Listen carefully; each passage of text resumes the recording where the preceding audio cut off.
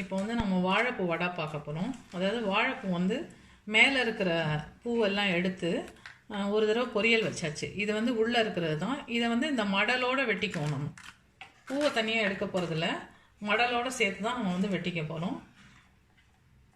பார்த்தீங்கன்னா பூண்டு இருக்குது. இதுக்கு வந்து இப்போ வாழைப்பூ வடை பண்ண போகிறோம். ஸோ பூண்டு ஒரு 10-12 பல்லு பூண்டு எடுத்து வச்சுருக்கேன். கொஞ்சோண்டு பட்டை சோம்பு இருக்குது தட்டுறதுக்கு. உப்பு இருக்குது. 3 பச்சை மிளகா, 3 வெங்காயம் வச்சுருக்கு. இப்போ வாழைப்பூவை பொடியாக நறுக்கும் போது என்ன பண்ணணும், பூவை வந்து நீங்கள் எலுமிச்சம்பழம் சாறு ஊற்றின தண்ணி 2 சொட்டு எலுமிச்சம்பழம் தண்ணியில் ஊற்றிட்டு அதில் தான் வெட்டி போடணும்.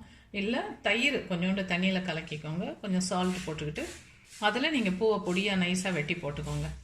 வெட்டி போட்டு கடலைப்பருப்பு 1 டம்ளர், ஒரு ஆழாக்கு கடலைப்பருப்பு 1 மணி நேரத்துக்கு முந்தைய ஊற வச்சு அரைச்சிருக்கு.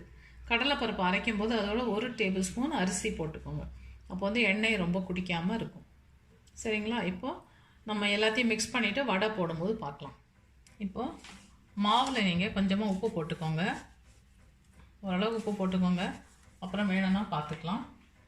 அப்புறம் சோம்பு பட்டை தட்டி வச்சுருக்கு, அந்த பொடியை போட்டுக்கோங்க. போட்டுட்டு பூண்டு, பச்சை மிளகா, வெங்காயம் பொடியாக நறுக்கியிருக்கு, அதையும் போட்டுருங்க. இப்போ இந்த பூவை நல்லா தண்ணி இல்லாமல் உப்பு போட்டு தண்ணியில் போட்டிருந்தேன் நான். நல்லா புழிஞ்சிருங்க பூவை. சுத்தமாக தண்ணி இல்லாமல் புழிஞ்சிருங்க. தண்ணி இருந்தால் மாவு தண்ணி மாதிரி ஆகிடும். வடிகட்டிக்கிட்டிங்கன்னா கூட பரவாயில்ல. எப்போதும் பூவை வாங்கினீங்கன்னா மேலே ஒரு 10 இதழ் 12 இதழை வந்து நீங்கள் உரித்து பொரியல் வச்சிடலாம். அப்போ அந்த மடலை வந்து தூக்கி போடாதீங்க. ஆக்சுவலாக நம்ம ஊரில் தான் மடல், அந்த மேலே இருக்க மடலை தூக்கி போட்டுடணும். மற்றவங்களாம் வந்து அந்த மடலோடு போட்டு தான் எல்லாமே பண்ணுறாங்க. இப்போ உள்ளே இருக்க பூவை மட்டும் எடுத்து வச்சுக்கிட்டிங்கன்னா அந்த மாதிரி பொடியாக நறுக்கிக்கலாம். அதை வந்து நீங்கள் கிளியர் பண்ண அவசியம் இல்லை. முழு பூவையே அப்படியே வெட்டிக்கலாம். நீங்கள் வெட்டிக்கிட்டு இந்த மாதிரி மாவில் போட்டு பிசைஞ்சு வடை சுட்டுக்கலாம்.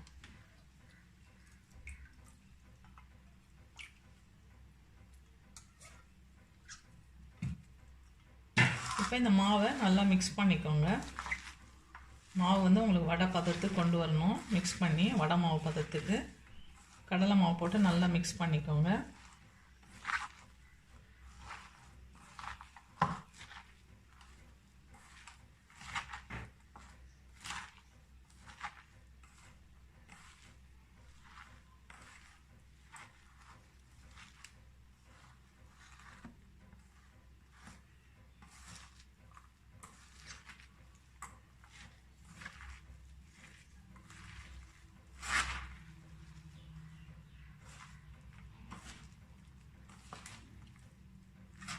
ரொம்ப தண்ணி ஊற்றிக்காதீங்க, ஏன்னா பூ வந்து தண்ணி விடும் திருப்பி. அதனால் தண்ணி ஊற்றாமல் பிசைய பாருங்கள் உதிரியாகவே. கொஞ்சம் நேரம் அமுக்கி வச்சிங்கன்னா பூ வந்து நல்லா தண்ணி விட்டுடும். உங்களுக்கு உடையிற மாதிரி இருந்துச்சுன்னா வீட்டில் இட்லி மாவு இருந்தால் சும்மா ஒரு கரண்டி கூட ஊற்றி பிசைஞ்சிக்கலாம். நீங்கள் வடை நல்லாவே வரும். இப்போ அடுப்பில் எண்ணெயை வச்சுட்டு நம்ம வந்து வடை போடலாம். ஸ்டவ் ஆன் பண்ணிக்கோங்க. ஆன் பண்ணிட்டு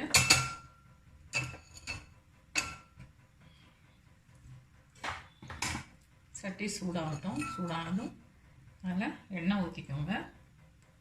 எந்த எண்ணெய்னாலும் பரவாயில்ல.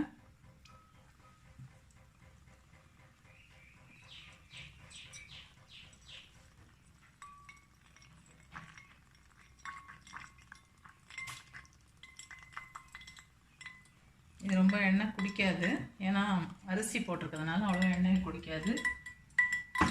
எப்போதும் கடலை மாவுலையோ இதுலையோ வடை பண்ணும்போது கொஞ்சம் அரிசி கூட போட்டு ஆட்டிக்கோங்க. அப்போ அது எண்ணெயை குடிக்காமல் இருக்கும்.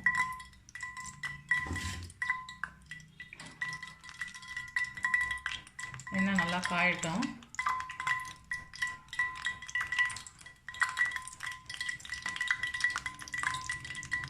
எண்ணெய் நல்லா காய்ஞ்ச பிறகு தீயை குறைச்சிக்கோங்க.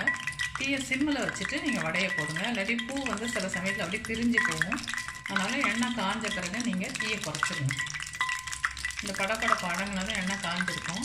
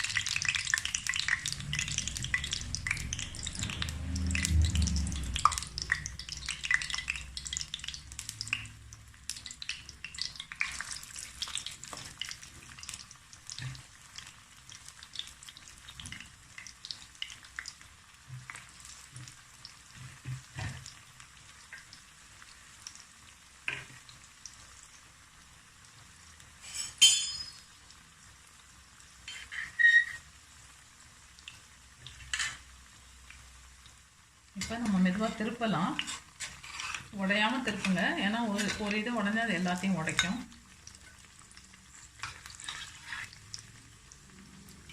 செவந்திருக்கு ஒரு பக்கம், இனியொரு பக்கம் நல்லா செவக்கட்டும். சிம்மிலேயே வச்சுக்கோங்க. டீ எடுக்கும்போது நான் காட்டுறேன். இது இன்னொரு பக்கம் திருப்பி போட்டிருக்கேன். நல்லா செவந்த பிறகு நான் எடுக்கும்போது காட்டுறேன். இப்போது வடையை திருப்பி பார்ப்போம் நம்ம என்ன இருக்குன்னு. ரெண்டு பக்கமும் ஈவனாக செவந்திருக்கு. நீங்கள் எடுத்து வச்சிங்கன்னா இது இன்னும் கொஞ்சம் கோல்டன் ப்ரௌனாக செவந்து வந்துடும். இப்போ பார்த்தீங்கன்னா நம்ம ஊற்றின எண்ணெயும் அப்படியே தான் இருக்குது. எண்ணெயும் குடிக்கலை. அது எண்ணெயை நல்லா வடிகட்டிட்டு ஒரு தட்டில் எடுத்து வச்சுக்கோங்க. நமக்கு நம்ம சாப்பிட்றதுக்கு வாழைப்பூ வடை ரெடி.